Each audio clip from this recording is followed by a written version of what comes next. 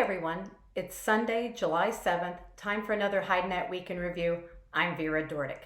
Starting with Europe this week, our editor Andrea Guolo reports that the market was generally slow last week. In the UK, Irish 36 plus hides have fallen to where they're lower in euros than the British are in sterling. With regard to European cows, sellers are still making price concessions in order to make sales, which has brought some levels down a little bit more. There have been some major changes with regard to veal skins, which are now a far cry from what they were back at the last edition of Lineapel as far as prices are concerned. In this week's commentary, Andrea discusses the lack of optimism among tanneries for the reopening of business in September, along with some of the brand strategies that have affected the leather market. Last but not least, he addresses the often large price gaps that are being created between the high end and the low end of the various hide types and origins. Turning to the United States, the short holiday week and lower slaughter helped packers in their campaign to hold steer prices steady. In fact, a couple of selections added up to $1. Sellers called interest decent, but most said sales would not be as high as they were the week before. With regard to heavy Texas steers specifically, trading was very thin again, with this sale reported at $24 on 62, 64 pound averages. Overall, steers are said to be in demand and seller positions good enough for them to keep insisting on steady or better. On the cow front, unfortunately, little has changed from any aspect, be it bids, interest, or sales. With regard to U.S. slaughter, it was just 573,000 this week because of the short work week, and the total is up 2% over the holiday weekend in 2018.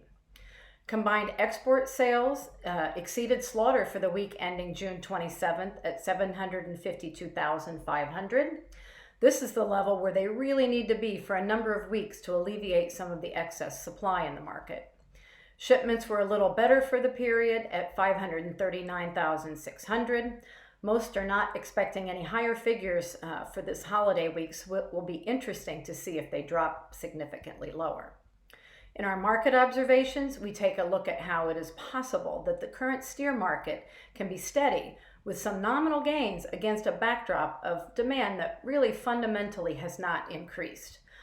There are a number of factors at play in this intriguing situation, so you'll want to read that. From Brazil, editor Ronald Guiel reports that there were no changes in the Brazilian market this week after the fresh hide price drops that were seen in June. Prices remain at 20 US cents per kilo, and TR1 is holding at 50 cents at best, with some reports of sales below.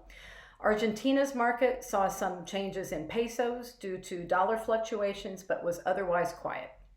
In news items from Brazil, we have an initial report from Valor Econômico that footwear exports were down unexpectedly in June by nearly 25%. We should have more details this coming week. From elsewhere in Latin America, we report that a well-known Argentine footwear brand has started laying off some workers. Colombia's leather exports saw a decline, and Mexico has exported less footwear to its South American markets. So that's all we have for today, and until next week, good night from HideNet.